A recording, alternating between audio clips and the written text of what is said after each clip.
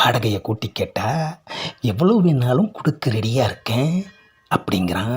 ஆனால் கம்மியாக கேட்கணுன்னு கண்டிஷனையும் போட்டுட்டானே.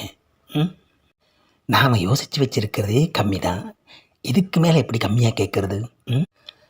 நாம் எவ்வளோ கேட்கணும்னு முடிவு பண்ணணுமோ அதையே கேட்டுற வேண்டியது தான். ஏப்பா, வீட்டை காலி பண்ண முடியாதுன்னு சொல்லிட்ட, வாடகையை கொஞ்சம் கூட்டி கொடுப்பா. கொஞ்சம்னா எவ்வளவு? நீ இப்போ எவ்வளோப்பா கொடுக்குற? ஏன் மாதம் மாதம் கை நீட்டி வாங்குற, உனக்கு தெரியாதா? 1000 ரூபாய் கூட்டி கேட்கலாம். 1000ன்னு வெளிப்படையாக சொன்னால் பயந்துட்டுவான். அதனால் நம்ம பாணியிலேயே கேட்கலாம்.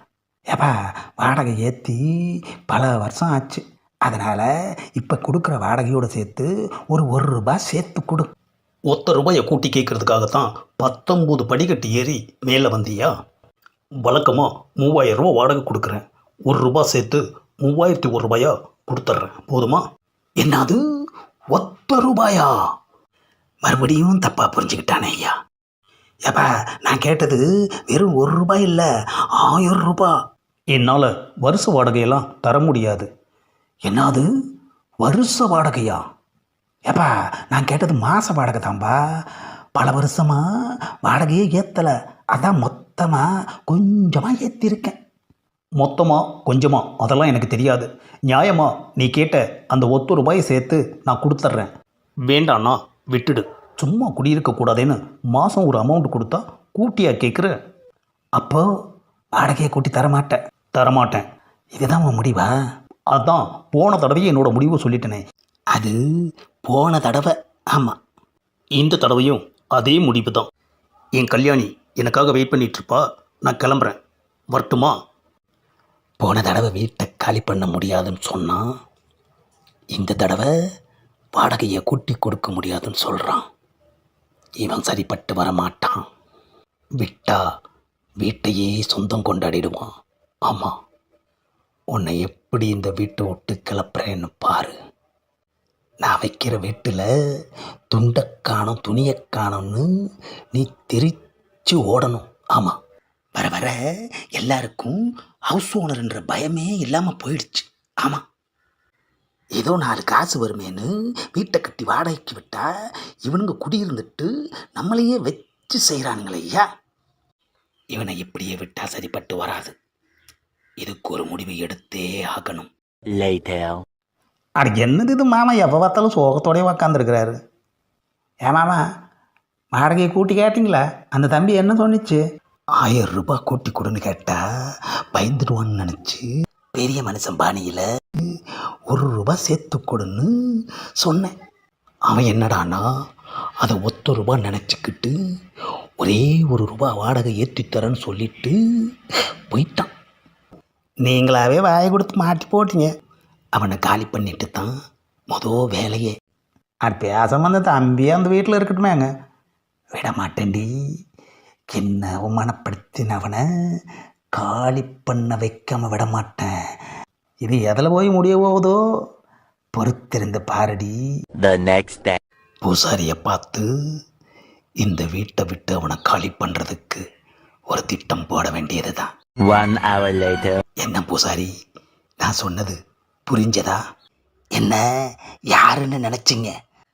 முதல்ல நான் சொல்கிற மாதிரி செய்யுங்க, அதுக்கப்புறம் நானே நேரில் வர்றேன், அப்போ பாருங்க என்னோட நடிப்பை. யோ பூசாரி, ஓவர் ஆக்டிங் பண்ணி கெடுத்துறாதையா.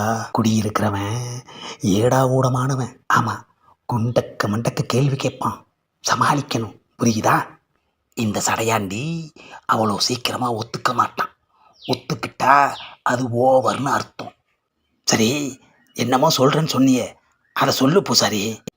நடுராத்திரி 12 மணிக்கு மாடி ஏறி போய் அவன் வீட்டு கதவை பயங்கரமாக தட்டிட்டு அவன் திறக்கிறதுக்குள்ளே கீழே வந்துருங்க. அவ்வளோதான், வெளியில் வந்து பார்ப்பான், யார் தட்டதுன்னு பார்த்து டர் ஆகிடுவான், போதுமா?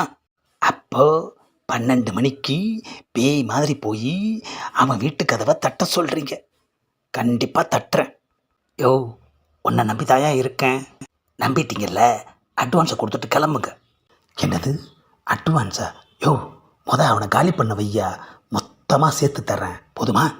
இவன் சரியான கஞ்சனாச்சே, இவங்கிட்ட இருந்து பணம் எப்படி வாங்குறது? ஏயா பூசாரி, நல்லா இருக்க வீட்டை பேய் வீடாக்கிட்டோம்னா நாளைக்கு யாருமே குடி வர மாட்டாங்களே ஐயா. இவன் காலி பண்ணி போயிட்டா அது பேய் வீடுன்னு யாருக்கே தெரிய போகுது? அது மட்டும் இல்லையா, பேய் வீடுங்கிறது நாம் சொல்கிற பொய். அது அவ்வளோ சீக்கிரமா நிஜமாகாது. The next day.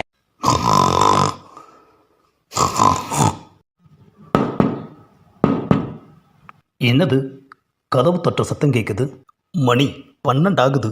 இந்த நேரத்தில் யார் கதவை தட்டியிருப்பா? திறந்து பார்க்கலாம். என்னது, கதவு திறந்து பார்த்தா யாரையுமே காணோம். அட, மறுபடியும் கதவை தட்டுறாங்க. திறந்து பார்த்தா யாரையுமே காணோம். ஒருவேளை ஹவுஸ் ஓனர் கதவை தட்டியிருப்பாரோ? போய் பார்க்கலாம்.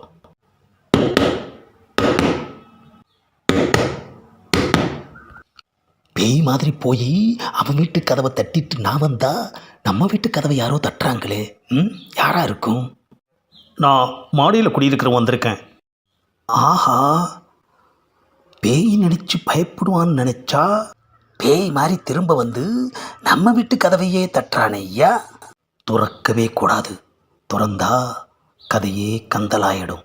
என்னது, கூப்பிட்டாலும் வரமாட்டேங்கிறாரு, கதவையும் துறக்க மாட்டேங்கிறாரு. சரி, போய் படுப்போம். மறுபடியும் தட்டினா எந்திரிச்சு பார்ப்போம். The next day. என்னது, விடிஞ்சு இவ்வளோ நேரம் ஆச்சு, மாடியில் குடியிருக்கிறவன் நம்மளை தேடி வரவே இல்லையே. இந்நேரம் அலறி அடிச்சுக்கிட்டு ஓடி வந்திருக்கணுமே, ஏன் வரல? ஆஹா, இவ்வளோ கஷ்டப்பட்டு பூசாரி கூட டிஸ்கஸ் எல்லாம் பண்ணி வந்து பேய் மாதிரி போய் கதவை தட்டினே ஐயா. ஆஹா, எதுவுமே ஒர்க் அவுட் ஆகலையே ஐயா, ஒர்க் அவுட் ஆகலையே ஐயா. இந்த காமெடியை லைக் பண்ணுங்கள், ஷேர் பண்ணுங்கள், மறக்காமல் சப்ஸ்கிரைப் பண்ணுங்கள்.